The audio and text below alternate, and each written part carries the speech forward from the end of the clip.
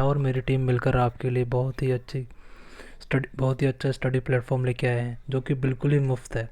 और साथ ही आप लोगों के जो भी डाउट हो स्टडी से रिलेटेड किसी भी कम्पिटिटिव एग्ज़ाम का आप बेहिचक पूछ सकते हैं। गाइज हम नहीं चाहते कि जो परेशानी हमने झेली है एग्ज़ाम क्लियर करने में आपको भी उस परेशानी का सामना करना पड़ा है।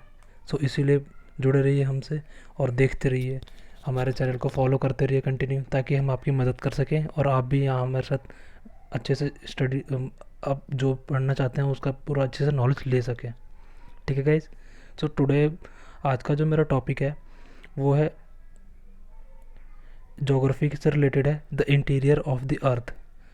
ये हमारा पार्ट 1 रहने वाला है और इसकी आगे भी फर्दर वीडियो आती रहेगी ताकि आपको कोई परेशानी ना हो। मैंने ज़्यादा लंबी वीडियो नहीं बनाई है ताकि आपको कोई दिक्कत ना हो पढ़ने में। सो आगे चलते हैं आज के वीडियो में। जो आज का हमारा टॉपिक है वो है इंटीरियर ऑफ द अर्थ और ये पार्ट 1 रहने वाला है। ठीक है guys. Okay, so first of all अगर हम इंट्रोडक्शन की बात करें, the earth consist of 3 concentric layer of varying thickness known as the crust, mantle and core. ठीक है गाइज। 3 लेयर होती है अर्थ के अंदर। कौन कौन सी होती है? Crust, mantle and core. ठीक है। ये किस पे वेरी करती है? ये वेरी करती है थिकनेस पे। किस पे इसकी ये थिकनेस पे वेरी करती है। ठीक है गाइज, ये थिकनेस पे वेरी करती है। ठीक है। और अब हम आगे बढ़ते हैं। The outer most layer is called the crust. किसे? ये तो 3 पार्ट हो गए कि क्रस्ट, मेंटल और कोर। ठीक है।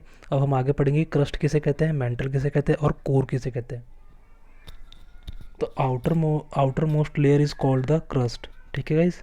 जो आउटर मोस्ट लेयर है उसे क्रस्ट कहते हैं। जैसे कि अब हम देखें ये नेक्स्ट स्लाइड में, ये जो आउटर मोस्ट लेयर जो आप देख रहे होंगे यहाँ पे, ये आउटर मोस्ट लेयर इसको क्या कहेंगे? ये जो आउटर मोस्ट लेयर है गाइज, ये वाली, इसे क्या कहते हैं? हम क्रस्ट कहते हैं। ठीक है।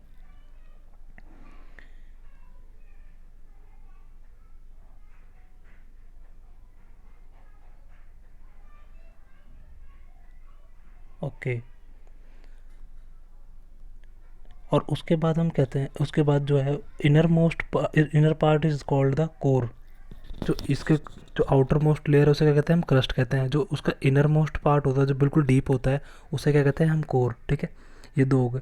अब रह गया मेंटल। आई बात मेंटल की। ठीक है। तो the part in between them is called the mental. ठीक है। तो जैसे कि अब हम नेक्स्ट स्लाइड में देखेंगे, ये जो क्रस्ट और कोर के बीच का जो पार्ट है, ये वाला पार्ट, ये वाला क्रस्ट और कोर के जो बीच का जो पार्ट है इसे क्या कहते हैं? मेंटल। देखो ये क्रस्ट है, ये कोर है। जो इसके बीच का ये वाला पार्ट है इसे क्या कहते हैं? हम मेंटल कहते हैं। ठीक है। अब हम क्रस्ट के बारे में पढ़ेंगे। ठीक है guys. So first of all, what is crust? The outer most layer is called the crust. ठीक है। जो अर्थ की आउटर मोस्ट लेयर होती है उसे हम क्या कहते हैं? क्रस्ट कहते हैं। ठीक है। और it's thickness between 5 to 8 kilometre under the ocean. इसकी जो थिकनेस है वो 5 से 8 किलोमीटर होती है under the ocean floor. Ocean floor मतलब जो ओशियन का फ्लोर होता है उस पर इसकी थिकनेस कितनी होती है? 5 से लेकर 8 किलोमीटर। ठीक है। 8 किलोमीटर तक। ठीक है guys. And 8 to 40 kilometre under the continental masses. ठीक है। 8 से 40 किलोमीटर तक इसकी थिकनेस कहाँ होती है? कॉन्टिनेंटल मासेस पे होती है। ठीक है। तो क्रस्ट की जो थिकनेस होती है 2 होती है, एक तो कॉन्टिनेंटल मासेस पे होती है और एक ओशियनिक फ्लोर पे होती है। ठीक है। ओशियन फ्लोर पे। ठीक है। तो ओशियन फ्लोर पे 5 to 8 किलोमीटर होती है और कॉन्टिनेंटल मासेस पे 8 to 40 किलोमीटर होती है। ठीक है गाइज।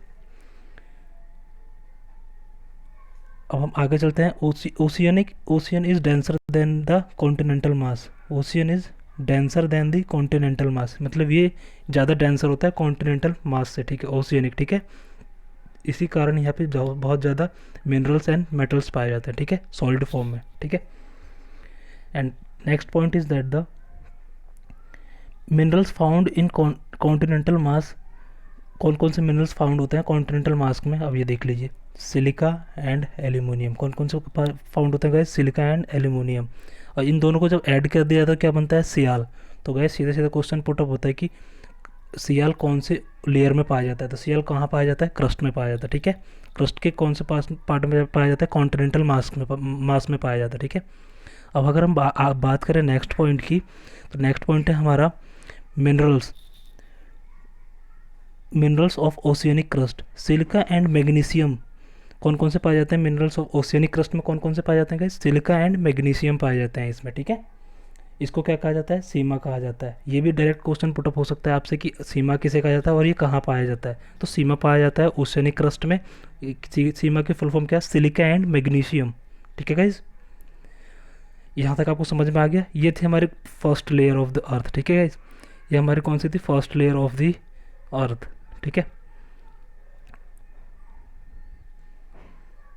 जैसे कि यहाँ पर हमें we have to learn layer of the earth, कितनी लेयर होती हैं, क्रस्ट, मेंटल एंड कोर, ठीक है। तो हमने क्रस्ट के बारे में पढ़ लिया। अब हम नेक्स्ट की तरफ मूव करेंगे, मेंटल फिर देन कोर, ठीक है।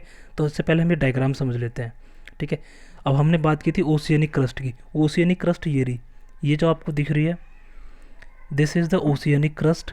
ये जो यहाँ पर दिख रही है ये ओशियनिक क्रस्ट है। ये डेंसर देन, देखिए आप बहुत नीचे पा जाते हैं, ठीक है। इसे ये ओशियनिक क्रस्ट है। और अगर हम बात करें कॉन्टिनेंटल क्रस्ट की, तो ये आपको कॉन्टिनेंटल क्रस्ट दिख रही है ना यहाँ पे, ये कॉन्टिनेंटल क्रस्ट होगी, ठीक है।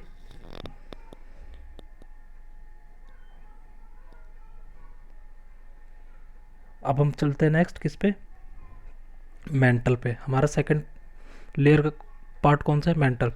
अब मेंटल के बारे में पढ़ते हैं। It is middle layer of the earth lies below the crust.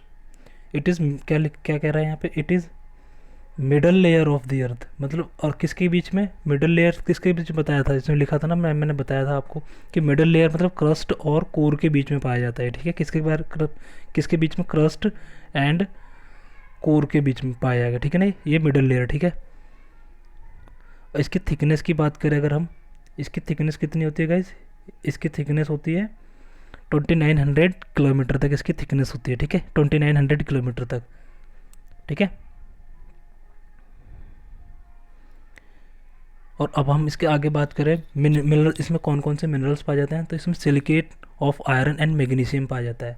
Mental में कौन से पाया जाता है, silicate of iron and magnesium. ये सीधा क्वेश्चन पुटअप होता है गाइस कि मैग्नीशियम में कौन सा मिनरल्स, मेंटल में कौन से मिनरल्स पाए जाते हैं, तो silicate of iron and magnesium, ठीक है। अब हम नेक्स्ट की तरफ मूव करते हैं।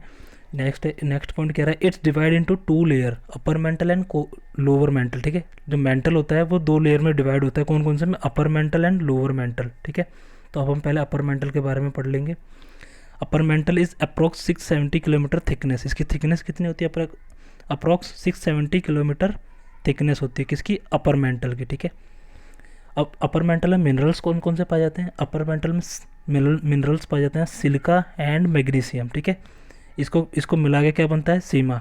ध्यान रखना वो सीधा क्वेश्चन ऐसे पुटअप करेगा कि मेंटल में जो सीमा है वो कौन से पार्ट में पाया जाता है, अपर मेंटल में या लोअर मेंटल में। सीधा क्वेश्चन ऐसे पुटअप होगा क्योंकि आप कंफ्यूज मत होइएगा, क्योंकि आप जैसे पिछली स्लाइड में देखेंगे, पिछली स्लाइड में भी सीमा है, लेकिन ये सीमा, ये ऐसे क्वेश्चन नहीं पूछेगा। क्वेश्चन ऐसे पुटअप करेगा कि आपको कि ओशियनिक क्रस्ट में कौन सा वो मिनरल्स पाए जाते हैं, तो आपको भी क्या टिक करना है वहाँ पे, सिलिका एंड मैग्नीशियम, ठीक है। और ऐसे नेक्स्ट में अगर हम मेंटल के बारे में देखें तो मेंटल के बारे में भी यही पूछेगा वो कि सिलिका एंड मैग्नीशियम कौन से पार्ट में पाए जाते हैं मेंटल के, तो हमें क्या लगाना है, हमें अपर मेंटल लगाना है, ठीक है गाइज। अब हम इसकी टेम्परेचर की बात करें तो इसका टेम्परेचर होता है 870 degree approx, 870 degree Celsius approx होता है इसका टेम्परेचर, ठीक है। अपर मेंटल का टेम्परेचर होता है 870 डिग्री सेल्सियस अप्रॉक्स, ठीक है। ये सारी चीज़ें थी हमारी अपर मेंटल के बारे में, ठीक है। अब हम बात करेंगे लोअर मेंटल की। तो lower mental is semi solid minerals which can move in plastic. इसका मतलब क्या है, which can move in plastic. It is semi solid, मतलब ये कुछ सॉलिड होता है, आधा लिक्विड होता है। Which can solid minerals which can move in plastic, मतलब ये प्लास्टिक की साइड भी प्लास्टिक बन सकता है, ये मेल्ट होकर, ठीक है। अब हम इसकी बात करें, इसके अगर हम थिकनेस की बात करें तो इसकी थिकनेस होती है गाइज, इसकी थिकनेस 2200 किलोमीटर तक हो सकती है इसकी थिकनेस, ठीक है ना। अप्रॉक्स होती है इसकी थिकनेस 2200 किलोमीटर, ठीक है। ये किसकी है, लोअर मेंटल की, ठीक है। इसका टेम्परेचर अप्रॉक्स 3000 सेल्सियस तक हो सकता है, ठीक है। इसका टेम्परेचर कितना होता है, अप्रॉक्स 3000 सेल्सियस तक, ठीक है। अब गाइस यहाँ पे ध्यान देने वाली एक बात और है, आप अच्छे से ध्यान दीजिएगा। The molten minerals is found the molten the molten minerals found in this layer called magma, ठीक है, which flow out as lava during the volcanic eruption, ठीक है।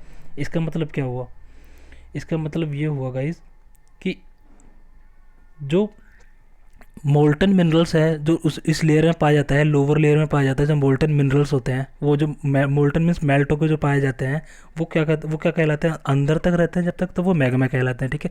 जैसे वो व्हेन विच फ्लो आउट, मतलब वो फ्लो होकर बाहर आ जाते हैं, तो उन्हें क्या कहा जाता है, लावा कहा जाता है, ठीक है, ड्यूरिंग दी वोल्केनिक इरप्शन, ठीक है। मतलब इसके जब आपने वोल्केनिक देखा होगा, वोल्केनो देखा होगा, अमेरिका में अफ्रीका में ज़्यादातर ये वोल्केनो आते हैं, ठीक है। तो उसके अंदर जो वोल्केनो होता है, उसके अंदर से जो लिक्विड निकलता है, वो लिक्विड जब तक अर्थ के अंदर रहता है, वो लिक्विड कहाँ पाया जाता है, उस लिक्विड कहाँ कंटेन होता है, वो लोअर मेंटल में कंटेन होता है। और उस लिक्विड का जो अर्थ जो वो लोअर मेंटल में कंटेन होता है, उसे कहते हैं उसे हम कहते हैं मैग्मा, ठीक है। और जब वही लिक्विड यानी मैग्मा अगर वो फ्लो होकर ज्वालामुखी फटता है, वो फ्लो होकर जब अर्थ के बाहर आ जाता है, तो उसे हम क्या कहते हैं, लावा कहते हैं। क्या कहते हैं गाइस, लावा, ठीक है, ड्यूरिंग द वोल्केनिक इरप्शन, ठीक है, ड्यूरिंग द वोल्केनिक इरप्शन। ये यहाँ पर देख लीजिए आप, लिखा हुआ ड्यूरिंग द वोल्केनिक इरप्शन, क्या कहते हैं, इसे हम लावा कहते हैं, ठीक है गाइस। अब हम नेक्स्ट करते हैं, ये नेक्स्ट और पॉइंट है, most of the earth found in the mental. जो हमारे आधा से ज़्यादा पृथ्वी है वो किससे बनी हुई है, मेंटल से बनी हुई है, ठीक है गाइज। तो ये सारी चीज़ें थी मेंटल के बारे में। आपको अगर आपको कोई दिक्कत है तो आप इसका स्क्रीनशॉट ले लो, वो आपके लिए और भी बेनिफिट रहेगा, ताकि आपको आगे दिक्कत ना हो।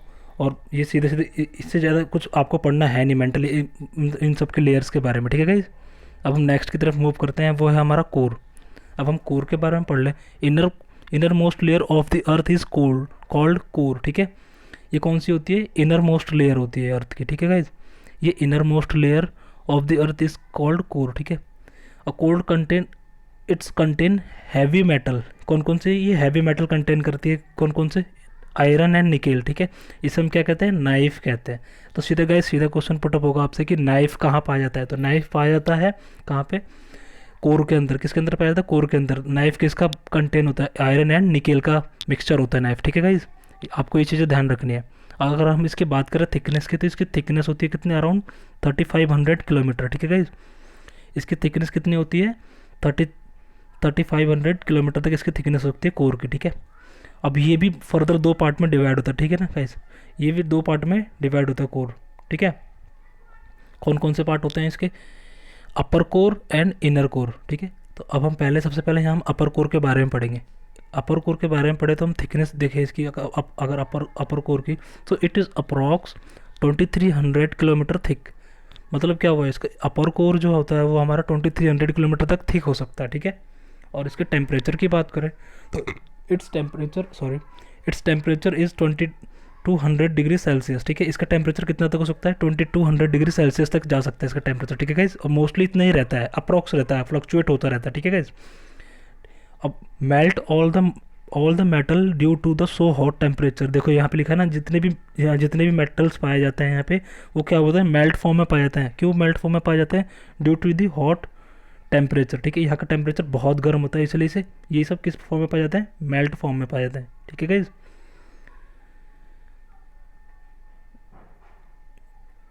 अब हम बात करते हैं आगे इनर कोर की। अगर हम इनर कोर के बारे में बात करें तो इनर कोर हमारा, इसकी थिकनेस बात करें, इसकी थिकनेस होती है 1200 किलोमीटर तक इसकी थिकनेस हो सकती है, ठीक है, इनर कोर की। इसका टेम्परेचर कितना होता है, इसका टेम्परेचर होता है 5000 डिग्री सेल्सियस तक हो सकता है। इनर कोर का टेम्परेचर कितना होता है, 5000 डिग्री सेल्सियस तक हो सकता है, ठीक है। जिसकी वजह से यहाँ पर जितने भी यहाँ पर जो सॉलिड्स पाए जाते हैं, जितने भी वो पाए जाएंगे, आपके मेटल्स होंगे या फिर मिनरल्स जो भी पाए जाएंगे, वो क्या कहेंगे, किस फॉर्म में पाए जाते हैं, वो हमेशा आप देखेंगे यहाँ पर सॉलिड फॉर्म में पाए जाते हैं, ठीक है गाइज। वो किस फॉर्म में, यहाँ पर जो सॉलिड फॉर्म में पाया जाता है। तो सीधा क्वेश्चन ये पुटअप होगा कि मैं जो हमारे कोर है उसमें उसका टेम्परेचर कितना होता है, ये भी पूछ सकता है कि उसको, तो उसका आंसर होगा आपका 5000 डिग्री सेल्सियस। और अगर ये भी पूछ सकता है कि मेटल पे जो मिनरल्स जो मेटल्स और मिनरल्स जो पाए जाते हैं कोर पे वो किस फॉर्म में होते हैं, वो सॉलिड फॉर्म में होता है, वो किस में पाए जाते हैं, इनर कोर में पाए जाते हैं। ठीक है गाइस, ऐसे ऐसे क्वेश्चन सीधा पुटअप हो सकते हैं इससे आंसर इस टॉपिक से रिलेटेड। ठीक है, तो ये आज का हमारा टॉपिक था, इस जिसमें हमने पढ़ा 3 चीज़ें पढ़ी हमने, crust, mantle and core, it is a layer of the अर्थ। और हम इसके कुछ क्वेश्चंस कर लेते हैं गाइस। ठीक है, जैसे कि क्वेश्चन कुछ पूछ लेगा, इससे कुछ क्वेश्चन ऐसे रहेंगे कि the thinnest layer of the earth is the, अर्थ की थिनेस्ट लेयर कौन सी होती है, जैसे मैंने आपको बता रखा है अर्थ की थिनेस्ट लेयर कौन सी होती है, कौन सी हुई है, अर्थ की थिनेस्ट लेयर क्रस्ट हो गई। ठीक है ना, यहाँ पर ये रहा देखो, अर्थ की थिनेस्ट लेयर कौन सी है, ये है क्रस्ट, ये है थिनेस्ट लेयर अर्थ की। ठीक है, और भी क्वेश्चन पूछता है temperature of the core is, temperature of the core is, option है temperature of the inner core, sorry temperature of the inner core, inner core का टेम्परेचर कितना होता है, अभी मैंने आपको बताया था इनर कोर का टेम्परेचर कितना होता है, जल्दी बताओ। इनर कोर का टेम्परेचर होता है 5000 डिग्री सेल्सियस। ये रहा, इनर कोर का टेम्परेचर कितना होता है 5000 डिग्री सेल्सियस। ठीक है, अब नेक्स्ट क्वेश्चन है the molten material in the lower metal is called, ये रहा गाइस सेकेंड वाले में देखिए आप, अब ये रहा ना, the molten material, the molten mineral found in the layer is called magma, क्या कहा जाता है, मैग्मा। तो गाइस ऐसे सीधे सीधे क्वेश्चन पुटअप हो जाएंगे, आप हो सकते हैं आपसे, जो कि आपके लिए बहुत हेल्पफुल होंगे एग्जाम में। तो अगर आपको कोई भी दिक्कत हो तो आप इसका स्क्रीनशॉट ले लें, ताकि आपको कोई दिक्कत ना हो आगे, और आप इसको अच्छे से एग्जाम के टाइम पे रिवाइज कर लें। ये मैंने बहुत ही शॉर्ट फॉर्म में बहुत ही अच्छे से स्टडी करके फिर जो जो मेन चीज़ें, मेन फैक्ट है, वो मैंने कंपाइल करके आपके सामने रख दिए हैं, ताकि आपको कोई भी परेशानी ना हो, आपको एग्ज़ाम टाइम में कोई दिक्कत ना हो। क्योंकि एग्ज़ाम टाइम में क्या होता है कि हम ज़्यादा नहीं पढ़ सकते, हम सिर्फ रिवीजन करना चाहते हैं, तो उस टाइम भी रिवीजन के लिए बहुत बेस्ट चीज़ है गाइस। ठीक है गाइस, सो गाइस आज की हमारी वीडियो यहीं ख़त्म होती है। Thanks for the watching, please hit the subscribe button, drop the like and keep learning. जय हिंद।